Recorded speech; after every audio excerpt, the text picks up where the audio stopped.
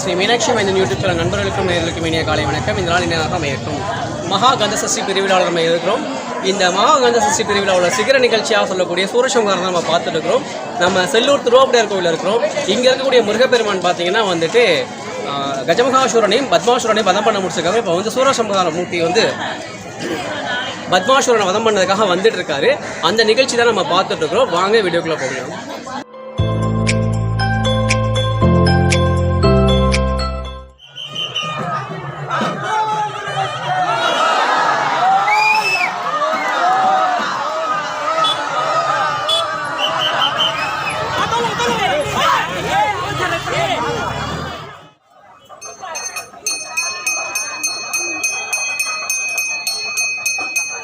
வெற்றிவேல் முருகனுக்கு, வெற்றிவேல் முருகனுக்கு அரோகரா.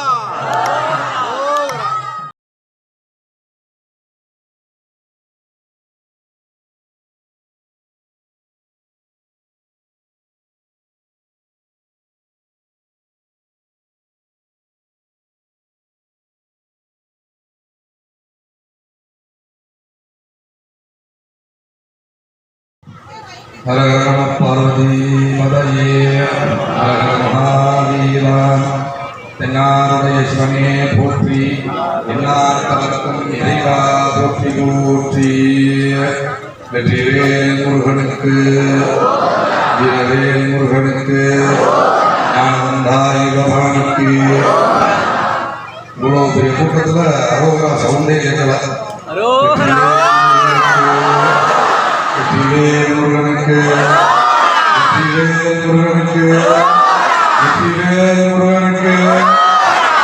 மீனாட்சி இப்போதான் உண்மையான இந்த சத்தம் சுவாமி வந்து இங்கே எல்லாரும் இன்று இந்த இடத்துல கூடியிருக்கும் அனைத்து பக்த கோடி மையங்களுக்கும் மகிழ்ச்சியான ஒரு தருணம். என்னன்னா, இதே நேரத்தில் திருச்செந்தூரில் அந்த சூரசம்ஹார நிகழ்வானது நடைபெற்றுக் கொண்டிருக்கிறது. அவ்வண்ணமாக இப்போது நமது மதுரையிலே ஆப்பனூர்நாதர் சுகந்தம் தலாபிகா சமேத ஆப்பனூர்நாதர் சுவாமி கோயிலிலே சூரசம்ஹார நிகழ்வானது ஆரம்பிக்கப்பட்டு எல்லா பேரும் வந்து இந்த பின்னாடி உள்ள சண்முகருக்கு 6 நாள் விரதம் இருந்து இந்த 6ஆவது நாளான அந்த சக்தி தினமன்று சம்ஹார நிகழ்வை பார்ப்பதற்காண்டி வந்துட்டீங்க. இதில் என்னென்னா 6 நாள் விரதம் இருக்கும். எவ்வளோ நாள் விரதம் இருக்கும், இந்த 6 நாள் மட்டும் ஏன் இருக்கணும், சக்தி அப்படின்னா என்ன அப்படிங்கிறத இந்த கதை மூலமாக சொல்கிறது தான் ராஜா தேசத்தில் வர வச்சுருக்காங்க. கணேசபக்தர் என்று சொல்லக்கூடிய சுவாமிநாத பக்தர் கண்டிப்பாக வந்து சொல்லி அந்த கதையை சொல்லுவாங்க. அதனால் வந்து சீரும் சிறப்புமாக சேகர் பேசுகிற மொழியிலே இந்த கதையை சொல்ல வந்துள்ளோம். அதாவது 6 நாள் மட்டும் ஏன் இருக்கணும் அப்படின்னா, சஷ்டியில் விரதம் இருந்தால் அகப்பையில் பலன் கிடைக்கும் அப்படின்னு சான்றோர் உருவாகும்.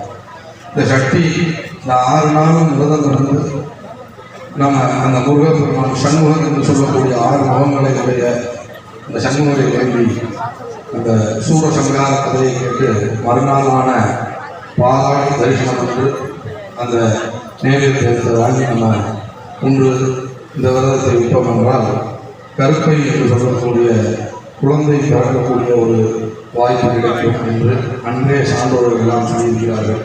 அது மட்டும் இல்லாமல் கல்வி, செல்வம், அழகு, புகழ் எல்லாமே அந்த சஷ்டி விரதத்தை மேற்கொண்டு மேலும் நம்ம வாழ்க்கையில் சிறப்பான இடத்துக்கு போகணும் அப்படின்னா இந்த சஷ்டி விரதத்தை நல்லபடியாக அனுஷ்டிச்சு எல்லாத்துக்குமே பலம் பெறணும் அப்படிங்கிறது இந்த கோயிலின் வாக்காக சொல்லப்படுகிறது.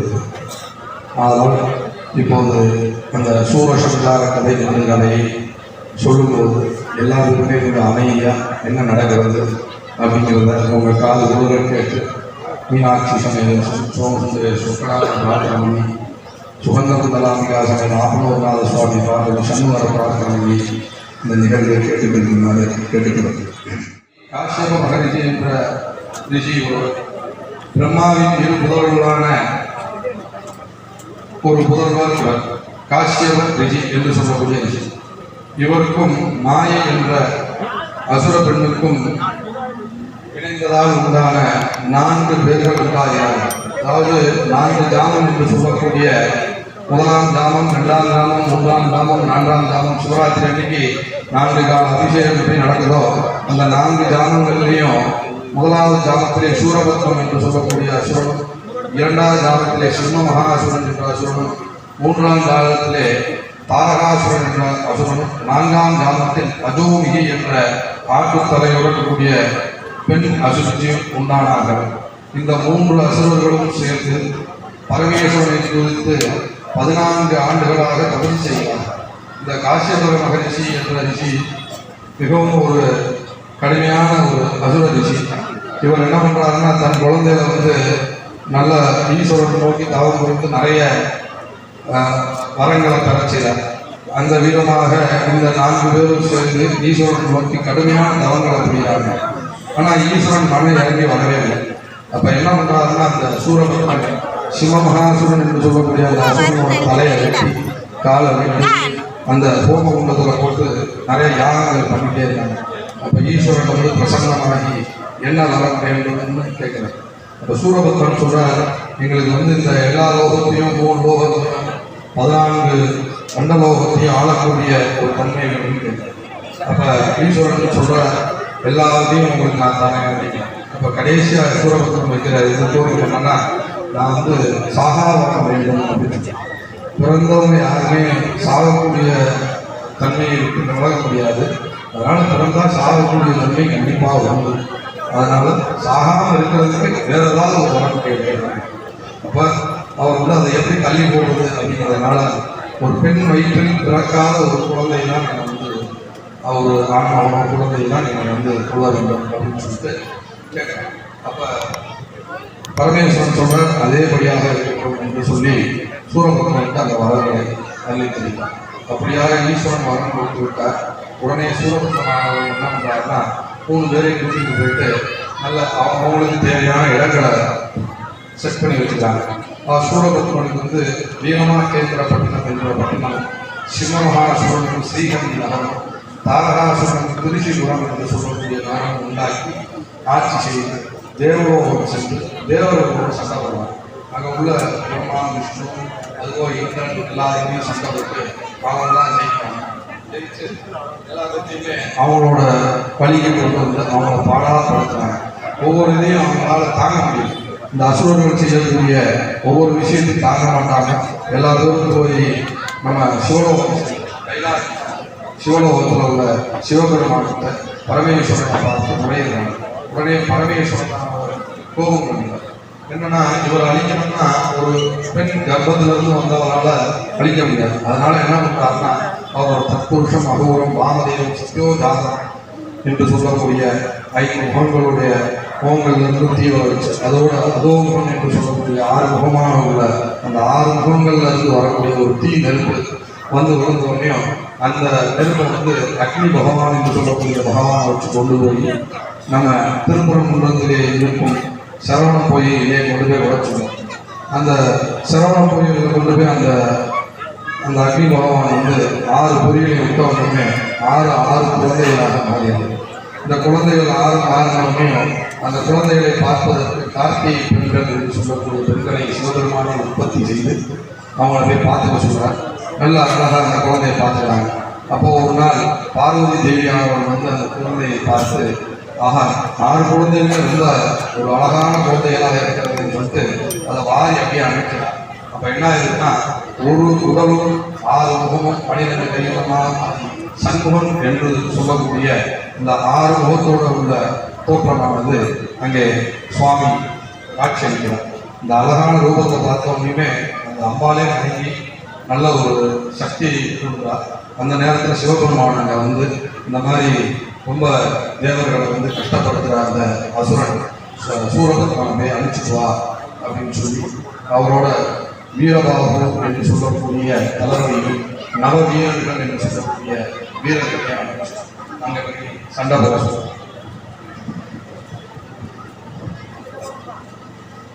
உடனே தன் படையோடு நேராக போய் முதலில் சிம்மமகாசுரன் என்ற சூரனையும் தாரகாசுரனையும் அழிக்கிறார். ஆனால் அந்த சூரபத்மன் என்று சொல்லக்கூடிய சூரபத்மனோட சண்டை போடாது. இந்த இந்த சண்டையானது 6 நாட்கள் நடைபெறுது. அதில் 2 நாள்லேயே சிம்மமகாசுரன் தாராசுரனை அழிச்சிடறாரு. மிச்சம் இருக்கிற 4 நாள் வந்து இந்த சூரபத்மனை அழிக்கிறதுக்கு அவர் சண்டை போடுறார். அது அவரால் முடியலை. என்னன்னு கேட்டால் அவர் மாயா ரூபம் என்று சொல்லக்கூடிய மாயா ரூபம் எடுத்து மறைந்து சண்டை போடுவதால் முருகப்பெருமானால் அவரை தாக்கப்பிடிக்க முடியும். அந்த நேரத்தில் என்ன சொல்றாருன்னா, சிவபெருமான் வந்து ஒரு அம்பாள் சக்தி ஆயுதம் என்ற ஆயுதத்தை பெற்றுவார். அப்போ நேரத்தில் அம்பாள் சக்தி ஆயுதம் என்று சொல்லக்கூடிய வேலை பெற்று வந்து நம்ம சூரபத்மனோட சண்டை இருக்கிறோம். இந்த சண்டை இருக்கிறப்ப சூரபத்மனால சண்டை போட முடியும். அதனால் என்ன பண்ணுறாரு, அவர் மாயா ரூபம் என்று சொல்லக்கூடிய ரூபம் எடுத்து பெரிய மாமரமாகி அவர் முன்னாடி இருக்கிறார். அந்த மாமரத்தில் எல்லா விதமான ஆயுதங்களையும் பயன்படுத்தி பார்க்கிறார். அப்போது அந்த ஆயுதங்கள்லாம் சுற்றுலூடாக வருது. ஆனால் கடைசியாக அம்பாள் தன் வேலை எடுத்து அந்த சூரபத்மன் இந்த மாயா ரூபமாகி நிற்கிற அந்த மரத்து மேலே விட்டவனையும் அது போய் கடந்து ஒரு பக்கம் வந்து அப்படியே மயிலாகவும் ஒரு பக்கம் வந்து சேவல் கொடி என்று சொல்லக்கூடிய கொடியாகவும் இந்த கொடியை வந்து தன் கையில் கொடியாகவும் மயிலை வந்து தன் வாகனமாகவும் முருகப்பெருமான் மாற்றிக்கொள்கிறார். இது முடிந்த உடனே இந்திரனானவர் தன் தேவேந்திரன் என்று சொல்லக்கூடிய இந்திரனானவர் தன் மகளான தேவயானையை திருப்பூர் வைத்து மனம் முடித்து வைக்கிறார். சுபம். இதுதான் கதை. இந்த கதையை மனதிலே வைத்து நாளை பாலாடை செல்லக்கூடிய தரிசனத்தை முடித்துவிட்டு அந்த பால் சாதத்தை நேரில் சென்ற அந்த சாதத்தை எல்லாரும் கேட்டுக்கொள்கிறோம். ஹரஹர பார்வதி பதையே போற்றே வெற்றிவேல் முருகனுக்கு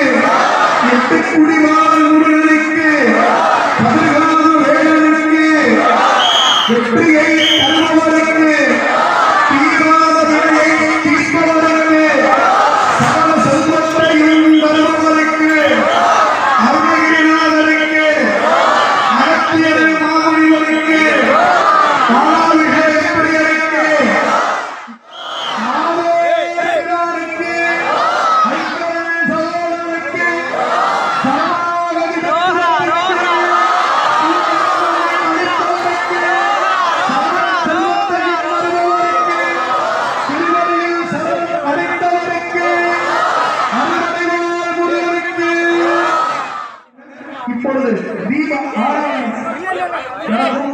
மனிதர்கள் இன்று 16 வகையான சந்தங்கள் கிடைக்கும் பொழுது இன்று நெற்பேறும்படி கேட்டுக்கொள்கின்றோம்.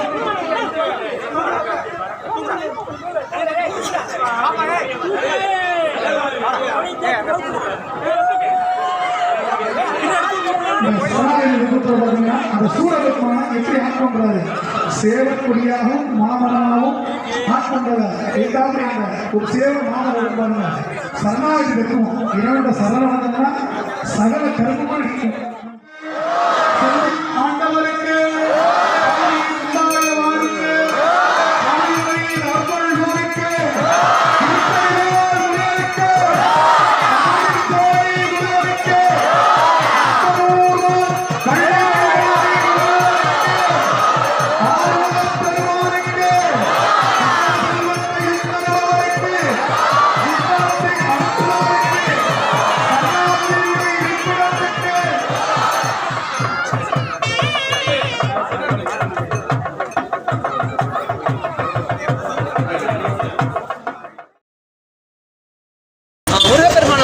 கேட்ட வரமெல்லாம் தரக்கூடிய அற்புதமான கடவுள், மும்மூர்த்திகளும் நேரடி சொல்வோம் அப்படின்னு சொல்லக்கூடிய ஒரு அற்புதமான கடவுள்.